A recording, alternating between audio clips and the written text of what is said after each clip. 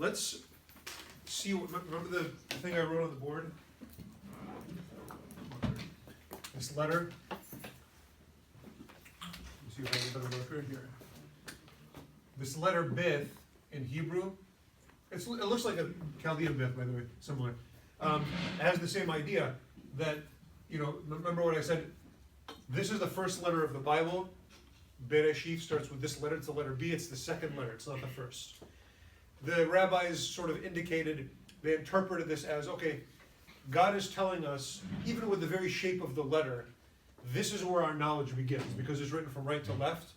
What is before this, what is above this, what is beneath this, is not for us to know, okay? The human mind, whatever it is, even with God's revelation, even with God's enlightenment, the human mind is limited and is finite. And because it's finite, infinite things are beyond it, no matter what. It's not that God is like being mean and not explaining things to us. It's that we're just not built to know that, certain things. So here's an example. Verse 2. In the beginning God created the heavens and the earth. The earth was without form and void. Okay, so here's the question. It says the earth was without form and void.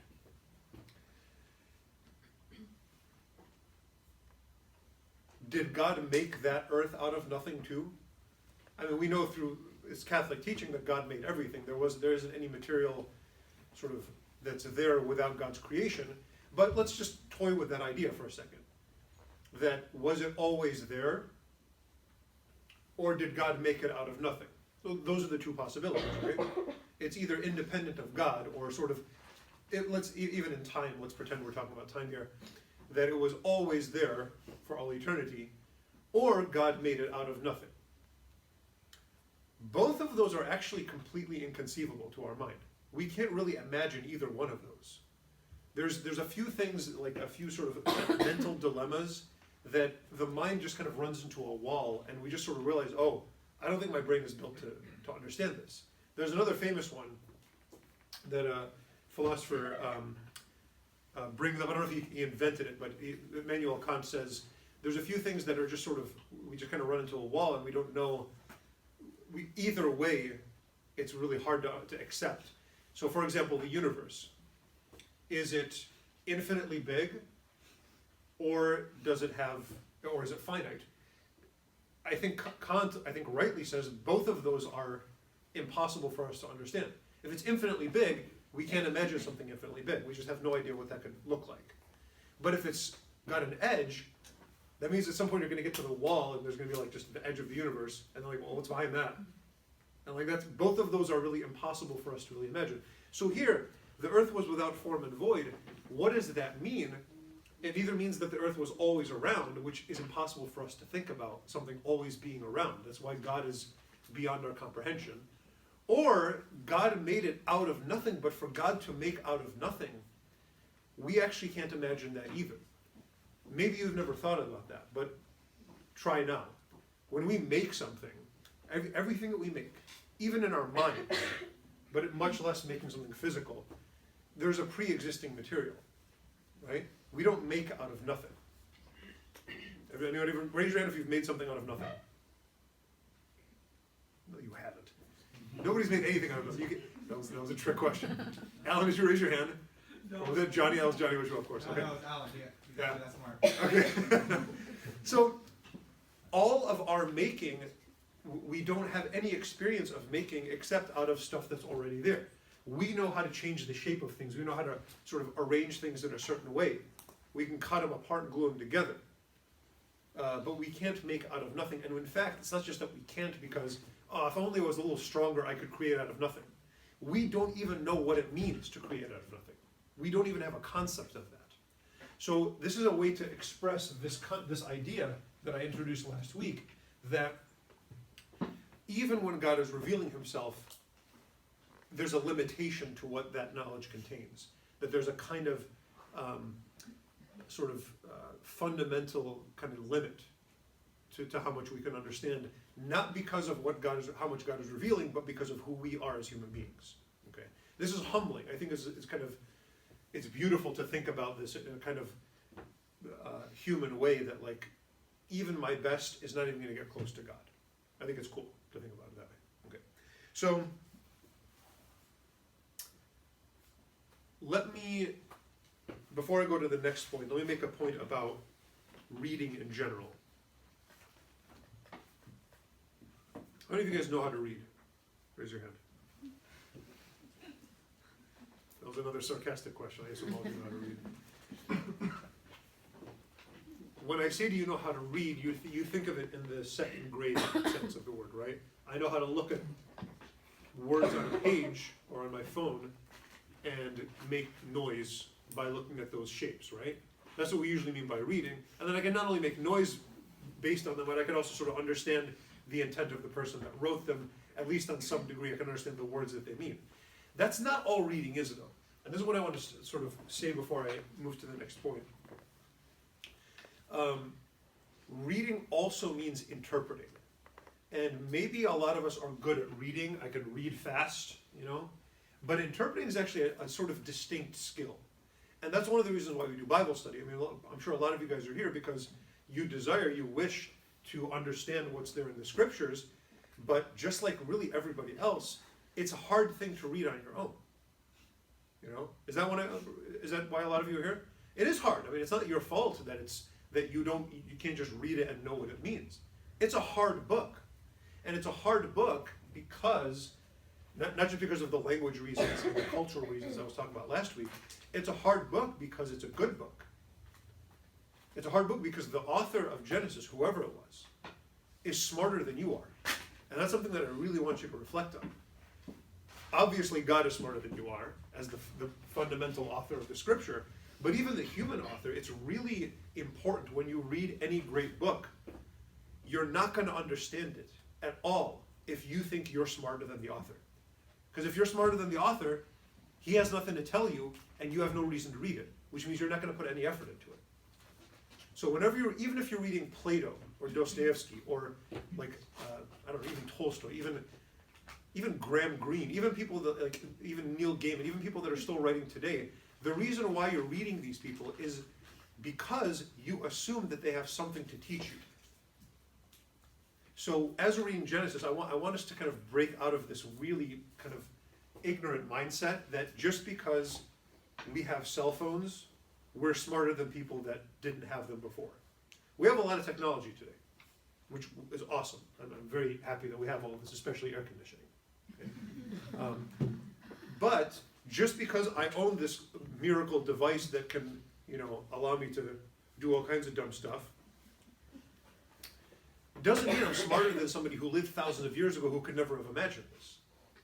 Understanding what life is about and what reality is not something that you get better at because of what you own, or because the people that live in your time are able to build cool circuits and stuff like that. That doesn't mean we're any better at understanding life. You guys get that? So I want to break the sort of bubble of kind of, because I live today, I'm smarter than everybody that lived before me. I'm not. Okay. I'm not sure it's the contrary is true. Maybe we're just as smart as they are. But we shouldn't assume that we're smarter just because we came later in history. So when I go through it, and when we're interpreting these verses, and I'm going to ask questions that imply a kind of sophistication on the part of the author. And I'm going to point something out to you today in Genesis that maybe some of you guys have read 100 times in your life, some of these verses.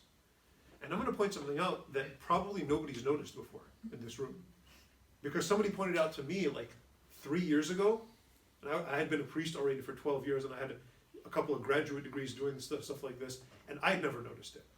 And it's a blatant, obvious thing, and it's shocking that I was like mad at him because I had never noticed this. And what it's going to imply is, wow, this author really is, he's doing something that I don't quite get. I have to kind of grapple in order to understand him. There's some sophistication there, okay? So that's what I want to kind of embed in your guys' minds. Have reverence for this text as a text that is really brilliant, even though it's very ancient, okay? So, let's see. Let's go back to these 6 days. And I started to mention this last week, but I want to go back to this. We have 1, 2, 3, 4, 5, 6. So 1, we have light. Here we have the waters. here we have the dry land. And then here we have sun and stars, and the moon and all that. And then here we have birds and fish. And here we have the land animals. Let's look at something neat second. So it's not just that there's this structure, that there's a light and then there's inhabitants, there's water's inhabitants, and there's earth and the inhabitants. This is cool. But there's something neat going on these 3 days. It's not just the earth was without form and void. Remember I talked about that? So this column is about form, and this is about filling the form. So here, the form is light or water or earth, and then there's inhabitants. There's things that sort of live or inhabit this form. The sun and the stars inhabit light land. Okay? Birds and fish inhabit water land. Remember, there's waters above, that's where the birds sort of swim through the air. There's this kind of metaphor here. Land animals inhabit the earth. Cool. I like this. This is kind of neat. But there's a little bit more to the story.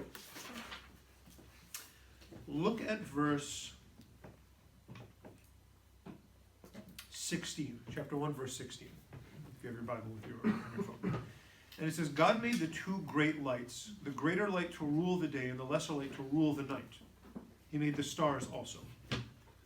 So they're not just inhabiting, they're ruling. They're sort of in charge of light land. Okay. Look at verse 22. He says, God blessed the birds and fish, and blessed them, saying, be fruitful and multiply, and fill the waters of the seas, and let birds multiply on the earth. So here he's saying, take over. He doesn't use the word rulership, which is interesting. But he's telling the birds and the fish, okay, take over. This is your place. So it's a kind of imbuing them with authority. Not in the same way as the stars and the sun. He doesn't use that same word, but it's a similar idea. Go to verse 26. Then God said, let us make man in our image after our likeness, and let them have dominion over the fish of the sea and over the birds of the air. So it's not just that he's making a place and then filling the place. It's he's making a place and then putting somebody in charge, which is interesting because he's supposed to be in charge. So what does it mean when God is putting these different creatures in charge? It means he's letting them share in himself, in his own authority, which is really kind of worth reflecting on, because when God is making us, God exists, he creates us, he allows us to exist. That means he's sharing what he has, which is existence, with us. But then he's also sharing rulership with us. It's not just he's making us to kind of sit around. He's making us, he creates us, and then he gives us responsibility, his own responsibility. You know? The greater light to rule the day. It's God's job to rule, but he's sharing that authority. Have dominion over the fish and all that. Have dominion, verse 28, over the fish of the sea and over the birds of the air. He repeats it. But he has dominion. He's the king. And yet when he creates, he's sharing that kingship, which is really kind of also humbling. That we participate not just in God existing, but also in God ruling and making decisions and doing what's best for this community that he's sort of in charge of. This area, this place that we've been placed in. Cool? What compelled him to do this? I know in Genesis it said that he created the heaven and earth. Is there a reason why he created that? Yeah, I'm sure there is, but it's back here. Okay. It's not for us. That's a great question, but I have no idea. I mean, Just a little thing. here's the thing. We can ask forever, like, why this and why that, right? This is what we have, though. Okay. So, when it comes to, by the way, let me go to your question. What compelled God to create? Exactly. Here's the problem. If something caused God to create, that means something is causing God. Right. Which is impossible. Why not? That means God is not the first cause. Okay. Yeah. If something is causing God, Right. that's not God then. Then we're not talking about God. Okay. Yeah. So the real answer is, out of his goodness he created. Because of himself. Not because of something external. Go to verse 26.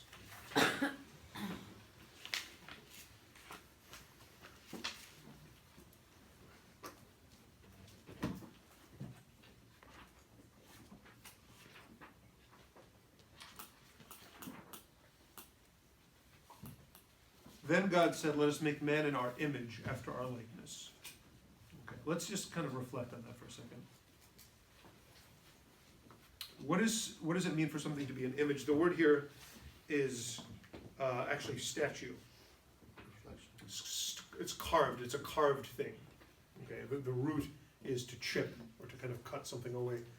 So this image is, what does it mean for something to be an image? Do we have an image here?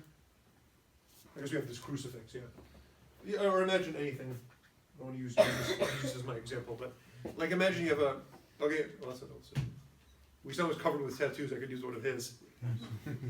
No, I'll actually just make one. So here, I'm going to draw a brilliant picture. Okay. So this is an awesome image of a cat. Okay? So here's that image. What does it mean for something to be an image? Well, it actually means two things. Something cannot be an image unless it has two aspects. It's an image of something else. Now, it doesn't look much like a cat because I'm really bad at drawing, but you can tell from the pointy ears, I guess that's the thing that indicates it's a cat. I don't know what. I don't know how to draw. If I was like animating, I would have it like knock things off the table. But it looks like a cat, but it's not enough for it to look like a cat. Why is it not enough for it to look like a cat? What's missing? Why is it not enough for an image to just look like? It's not in 3D. No, because if it was a statue, it would still be an image. It's an inanimate object. Yes? What does that mean? Say more about that. It's not animated, so there's no life to it. Yes? You can't say that it is definitely a cat. Good. She's right. That's exactly right. What does it mean for something to be an image? It means to resemble something without being that thing. It means you look like something else, but you're not that thing. Because if it was an actual cat, we wouldn't call that an image. An image is something that's not the thing it resembles. That's really important. So we're not God, buddy. Nice try, though. For us to be his image, what does it mean that we're his image? We don't even know yet. But we know that we're not him. And yet, we kind of look like him. Which is weird because God can't be seen with fleshy eyes. So for there to be an image, it doesn't just mean for it to look like. It's got to sort of resemble without being that thing that it's resembling. Now we have a hint as to what does it mean to resemble.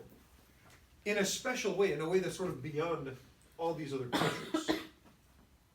What does it mean? Well, here he has, in verse 16, he made the two greater lights, one to rule the day and the lesser to rule the night. But in verse 26, he says, let them have dominion over the fish, birds, cattle, all the earth. Not heavens, but we have dominion. And that's something that seems to be reflecting a very ancient way to understand what the function of a statue is. So there was an actual kind of old practice in ancient empires, including Rome, where because the kingdoms got really large, the Roman Empire stretched from England to just the border of Persia at the time. So that's a very large empire. So what would the king do? They started to make statues of themselves. Caesar would make a statue of himself and ship it to some distant city that he didn't have time to visit very often. And he would put it into the square of that city, and people would see that statue and be reminded that Caesar is in charge. That's the image. That's exactly this word, image, this carving. It resembles Caesar, but it's not him. So we serve as a reminder, because we resemble God, we serve to remind creation that God is in charge. That's our function. When we do it well. When we function well as human beings, we remind the world who God is.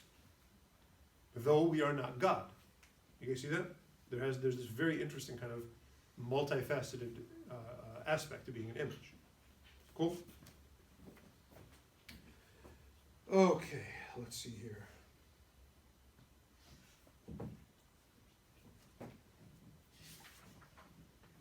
Is there a separation between Christians and non-Christians there? No. This is because here Christianity didn't exist yet. In fact, I mean, if we're going to take this even semi-historically, Judaism didn't even exist yet. So this is just insofar as we're a human being. Who asked that? Oh, yeah. Insofar as we're human beings, we reflect God's image. Steve. He says, "Let us make man in our image." Is he talking to the previous creations he just made, or the angels? No, our is something common. Our image. So there's two ways to interpret this. I think the right way is to understand that God is speaking as royalty, because royalty, even up until very recently, royalty spoke in the plural, right? Like the Queen, like you go there and you go to the Queen of England or something, and like you do some you make some stupid joke, and then the Queen says, "We are not amused." Right? So that's royal talk, is to speak in the plural. In fact, in English, something funny happened. I think I have this right. In English, you remember, you read Shakespeare in school, and it says thee and thou, and there's all this thee and thou stuff. Or you read the King James Bible, and it has thee and thou. And then there's you as well. Thee and thou was singular. So if I'm speaking just to Wissam, I'm going to say thee, right? And if I'm speaking to a group, I'm going to say you or ye, right? That's the plural. What happened was, when you speak to royalty, you use the plural. So when you speak to the queen or to a prince or to a duke, you say you. You don't say thee. But then, this is the way I imagined it in my sort of silly brain. What happened was, some guy got into his head to call his girlfriend you, to flatter her, to make her feel like royalty, even though she was a peasant like him. And that caught on really fast. And then the singular just went away.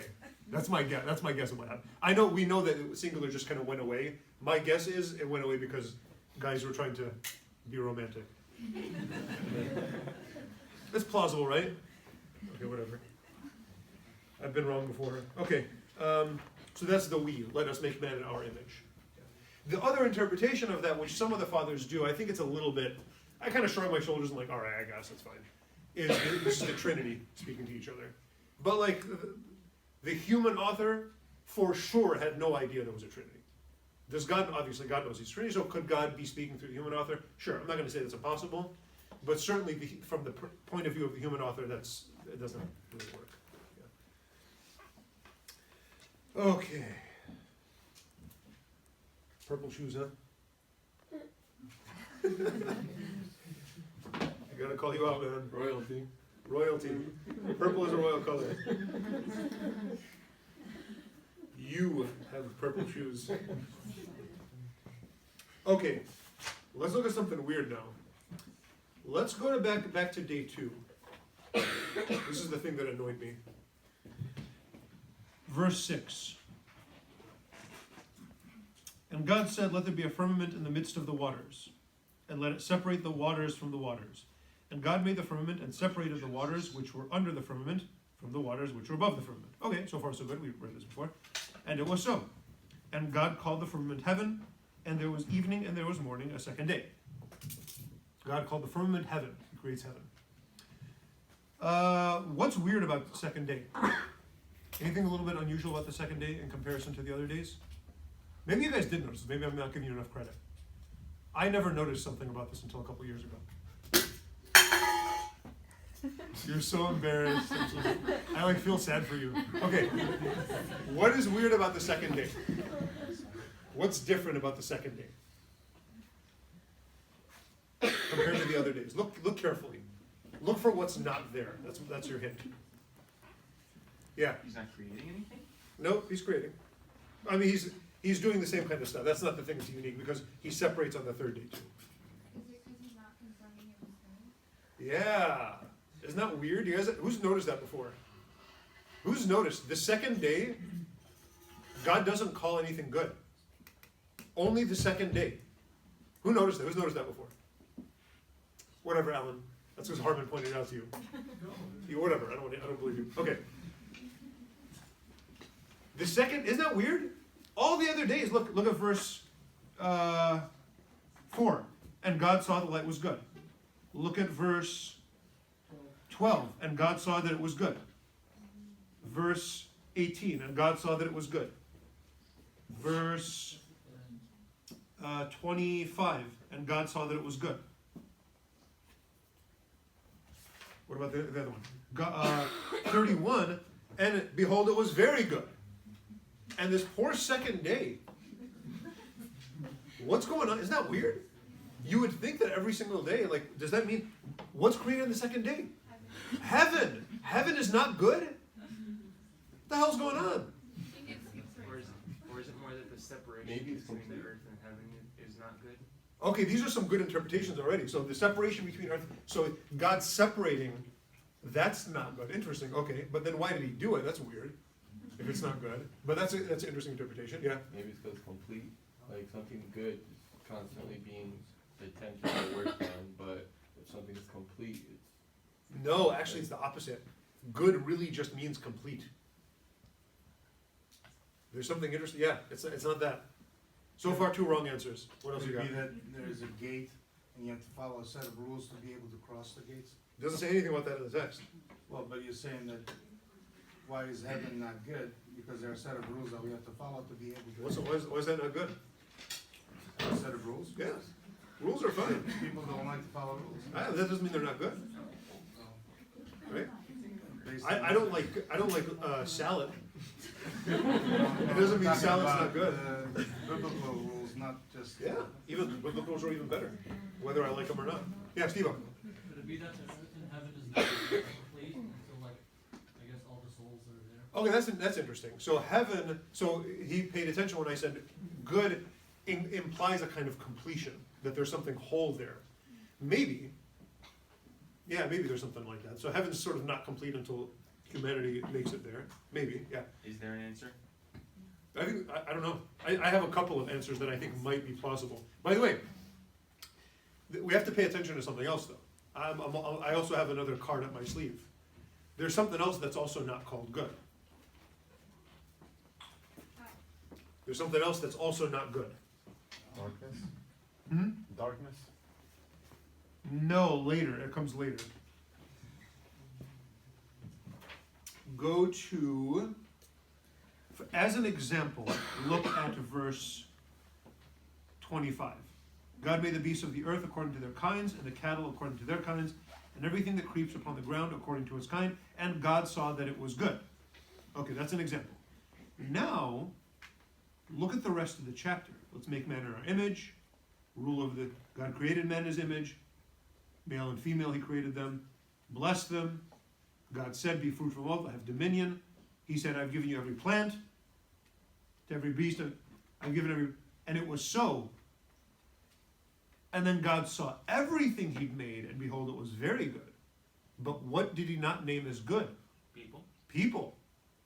You know what else isn't good? You. That's interesting. So there's really 2 things in Genesis that are not explicitly called good. Heaven and human beings. Interesting, right? I think there's a lot of possible answers to this, but I'm going to give you a couple just for you guys to think about. I think human beings aren't called good because we're not good yet. I think because we have free will, we get to determine whether or not we're going to be good. Whereas the poor stars don't have a choice. The birds don't have a choice. They're good. It's because they don't have a choice that they're good. God decides for them that they're good. It's not that he decides, you can only create good things, but fish, even cats, which are very mean animals, but they're not mean by choice. They don't have this kind of, but because we have free will, you would think because we have free will that makes us even better. No, because we have free will, it makes us sort of morally neutral. It makes us like we'll see. Not good, not evil, we'll see is what we are. That's what free will really means. Interesting, right? But what about heaven? Here there's a couple of different answers. One of you kind of bumped into it when you said, well, it's sort of heaven in the sense of the supernatural place, the place where we go after we die. It's not complete without human souls. Interesting. That's a nice idea. Another one that's maybe more tied to the sort of history of the author most of the other cultures around the Jews at the time worshipped heaven as if it was God. Okay, so the heavens were God, not just good or godly, but they were God. Okay, and so the author, one possible interpretation is the author of Genesis is pushing back against that. Is kind of refuting that by saying, no. Not only are they not God, he doesn't even call them good. It's as if to say, don't look to the heavens to find your salvation. It's in God. It's something beyond the heavens that you need to see. You guys see that? And in fact, that's another reason why the author places the heavens on the second day and not the first, to say that they're not even that important. And he places the sun and the stars, which were also worshipped as God, on the fourth day. And he has the light on the first day to say God doesn't need the stars in the heaven to make light. So the author of Genesis really wants to make a distinction between God and the created world, even the most beautiful thing in the created world, which is the sky. Because imagine being a human being, which is weird, right? Weird thing to imagine. Imagine being a human being where we live in. You ever go like camping or something? It's a really weird activity, I think. Who goes camping? I want to say who goes camping. Let's see. Yeah, like very few Chaldeans go camping. I've been camping a few times. But when you go camping, one of the only good things about it is you're away from a lot of lights in the city. And so if it's not raining, you look up and there's a lot of stars that we don't get to see because we live near a lot of city lights.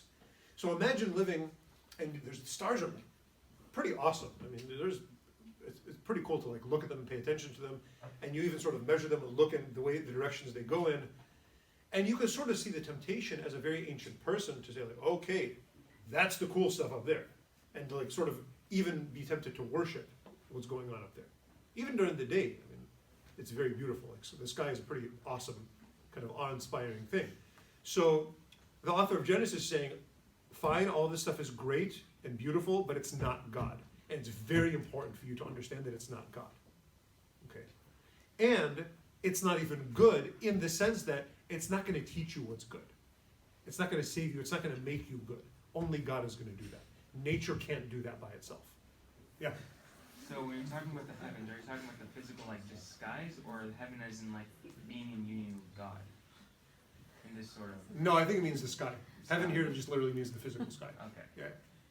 That's why the whole water coming from above and stuff like that, yeah. Did you say nature can't make us good? Yeah, nature by itself. I thought like part of the catechism was that we could find out what God's law was through His creation. Yeah, so there's this thing called the natural law. So when I said it can't make us good, the real teaching of the church is we can know. In fact, Romans chapter 1 says that. Like, we can just sort of reflect and see, we can even understand that there's a God, but we can't do it. We can't accomplish the good without God. Right? And that does it make sense? Yeah, it's like you can know something is there, but Yeah. that doesn't mean you're. Well, I think all of us have this experience. I think it's a very, very human experience to know that I need to get up at 6:30, this morning, because I have, a really terrible life that I have to wake up that early.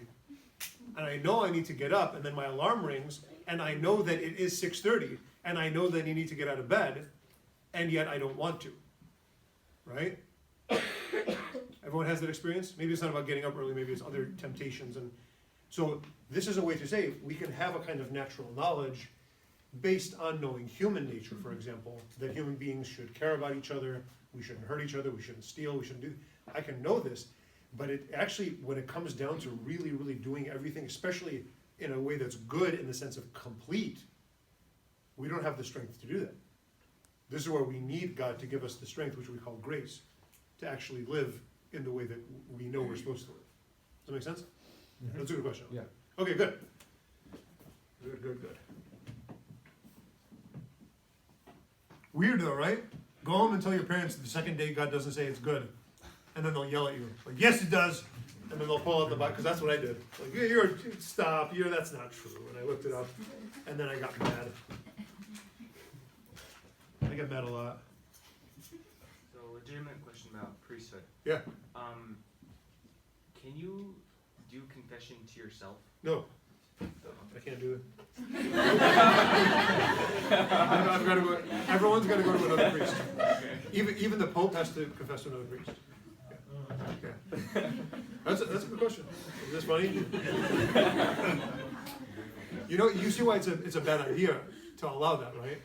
Okay. Yeah, you see, because I'm not an impartial judge to myself. Yeah. What if you're looking in the mirror?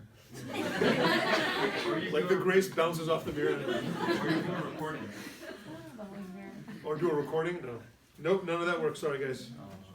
Okay, this is Q&A time. Last 15 minutes, I'm going to do Q&A. So you anticipated. You have 13 minutes. Not 1 second more.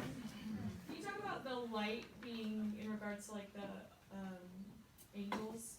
Is that like a thing or? That's St. Augustine's interpretation, which annoys me. I think that's what Augustine did. No. Yeah. No, where are you getting that from? Is that Augustine? Yeah. Alan is saying it's Augustine. Where are you getting? Is that where you got it? I have no idea. It's weird. So you don't really think that's an accurate? I mean, no, I'm not saying it's wrong. I'm saying maybe. I mean, I guess here's one thing it makes sense of. It makes sense that there's light before there's sun and stars. So that's legit. I guess He that's it. separates it. He doesn't. Yeah, it separates light from darkness. Yeah. Yeah, so if you want to interpret that as like the demons being separated from the good angels, sure. I'm not sure. I think there's maybe. I don't know. There's other ways to think about it. I'm not even sure I can give you a better one, but I'm a little bit uneasy about it. Who wants to know about my cat? Yeah.